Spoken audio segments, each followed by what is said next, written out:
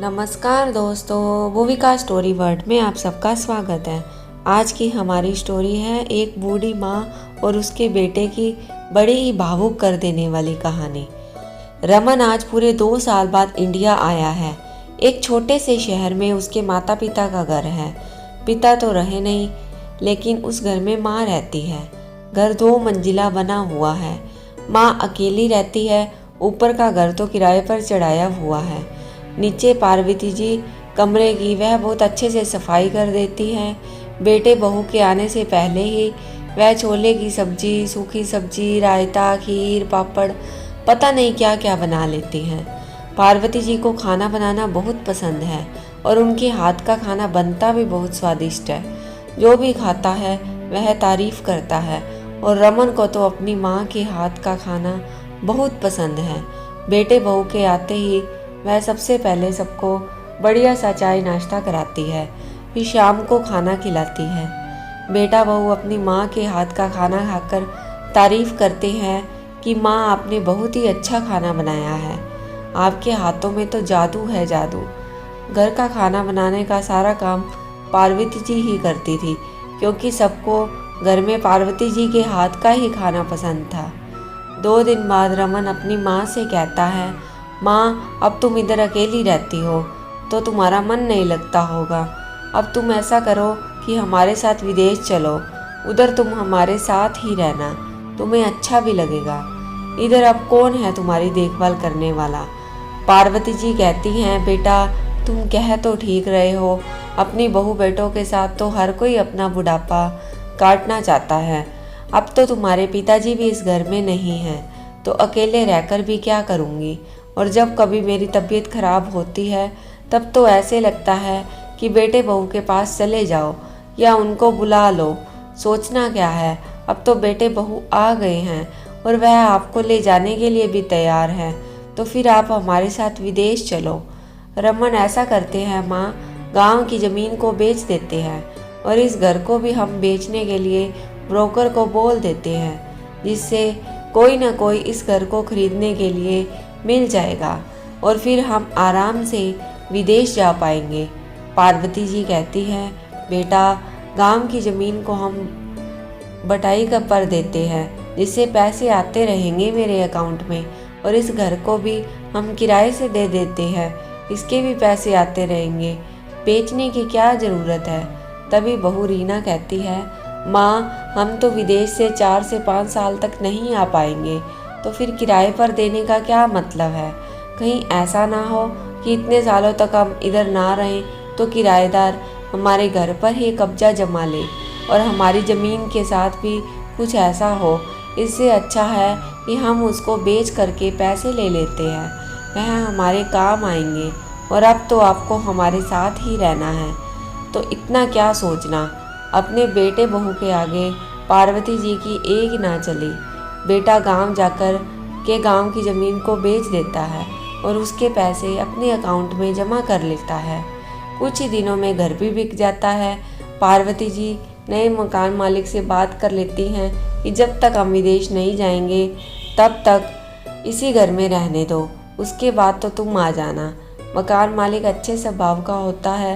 वह कहता है, ठीक है माँ जी, आपको जितने दिन रहना है रुक लीजिए, वैसे भी हम अपने दूसरे घर में रह रहे हैं। सभी लोग विदेश जाने की तैयारी करने लगते हैं, क्योंकि 2 दिन बाद ही उनकी विदेश की फ्लाइट है।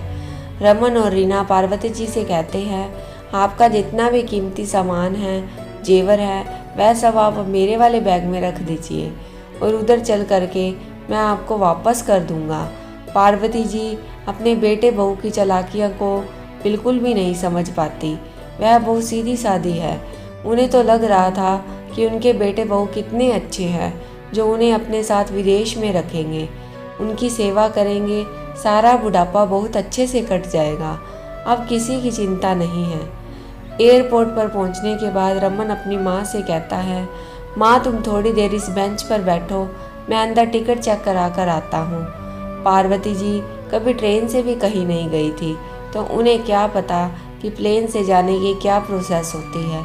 वह अपने बेटे पर भरोसा करके उधर ही लगी हुई एक बेंच पर अपना बैग रखकर बैठ जाती है। और बेटे के आने का इंतज़ार करने लगती है। इंतज़ार करते करते उनको 1 घंटा बीत जाता है, लेकिन बेटा उनको वापस लेने नहीं आता है। अब पार्वती जी थोड़ा सा इधर से उधर टहलने लगी और चारों तरफ नज़रें घुमाने लगी कि कहीं उनका बेटा बहू दिख जाए। इसी तरह से 2 घंटे बीत जाते हैं। अब तो पार्वती जी को भी घबराहट होने लगती थी कि पता नहीं बेटे बहू अभी तक क्यों नहीं आए, क्या हुआ होगा। उनके दिमाग में भी बहुत सारे ख्याल पैदा हो रहे थे। वह पास में खड़े एक पुलिस वाले से पूछती है, बेटा मेरा बेटा अंदर गया है टिकट को चेक कराने के लिए, अभी तक नहीं आया है, ज़रा पता कर दो कि वह क्यों नहीं आया, मुझे भी लेकर विदेश जाने वाला था।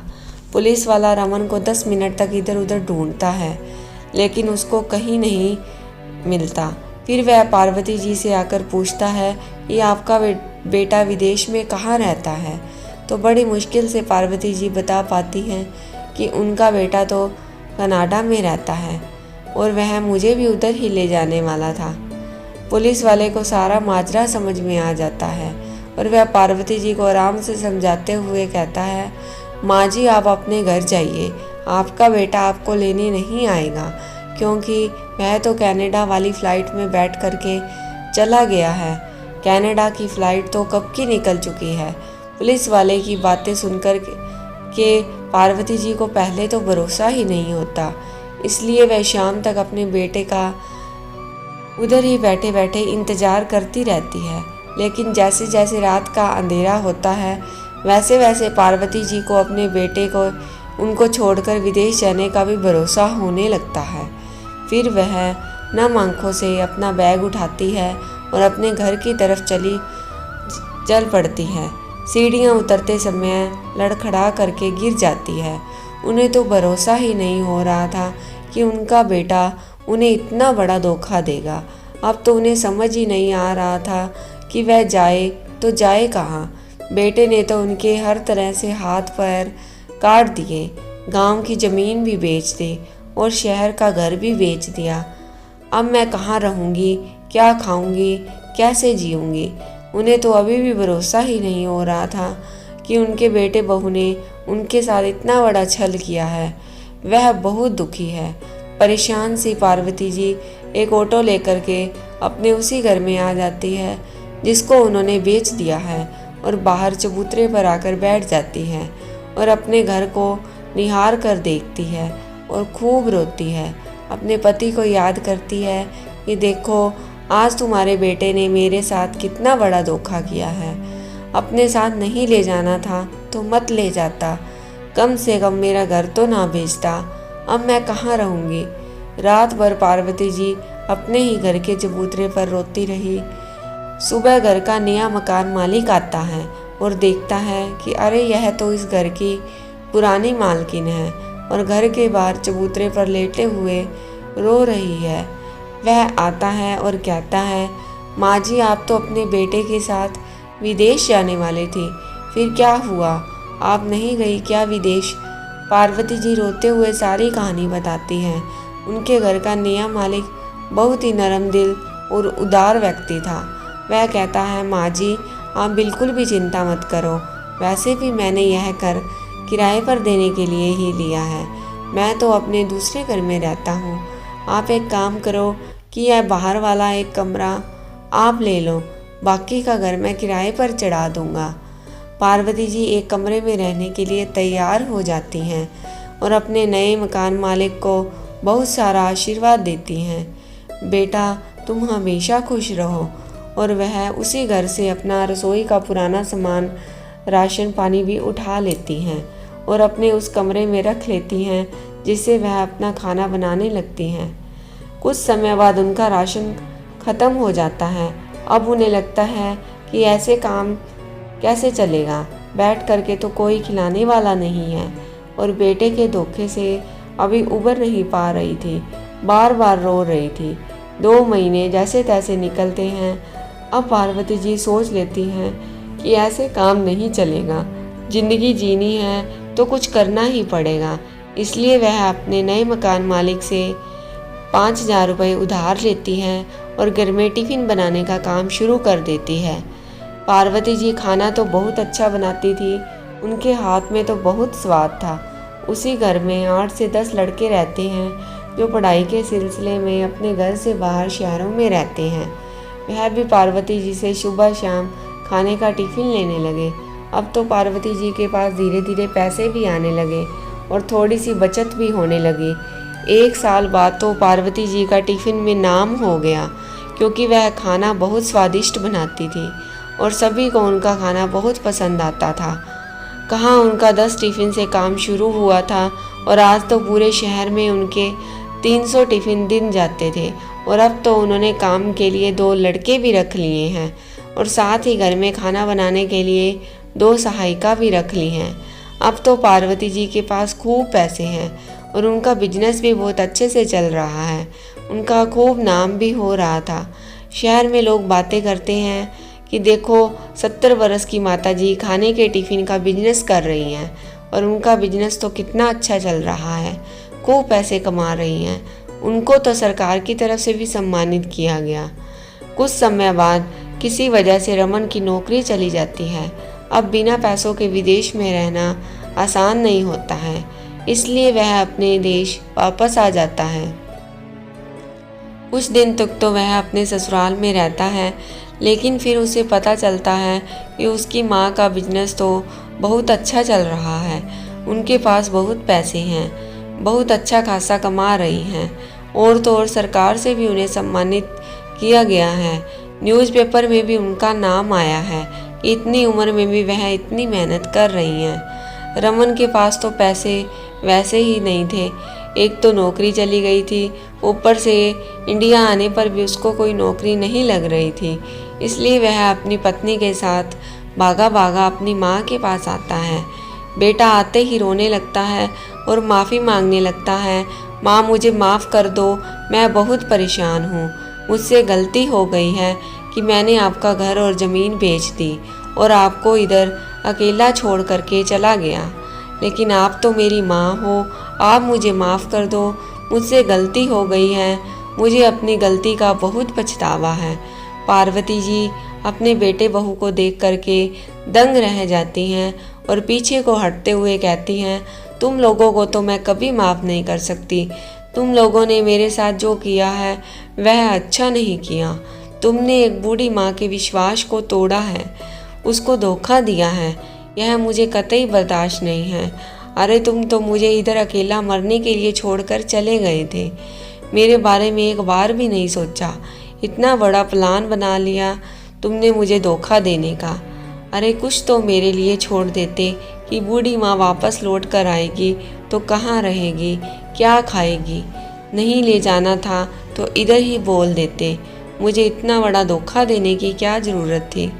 रमन और रीना बनावटी आंसू निकालते हुए कहते हैं, माँ अब जो हुआ सो हुआ, उसको तो हम नहीं बदल सकते, लेकिन आपको क्या पता कि हमने कितनी मुसीबत झेली हैं। अरे 6 महीने पहले मेरी जॉब चली गई है, एक एक पैसों के लिए तरस गए हैं। अब तो मेरे 2 बच्चे भी हैं, उनकी पढ़ाई का भी खर्चा है। माँ आप तो इतने पैसे कमा रही हो कि आपने अपने इस घर को वापस खरीद लिया है, तो मुझे अब इसी घर में रहने दो ना। फिर धीरे धीरे मैं कहीं नौकरी ढूंढ लूँगा और इस घर में सभी मिलजुल कर हंसी खुशी रहेंगे।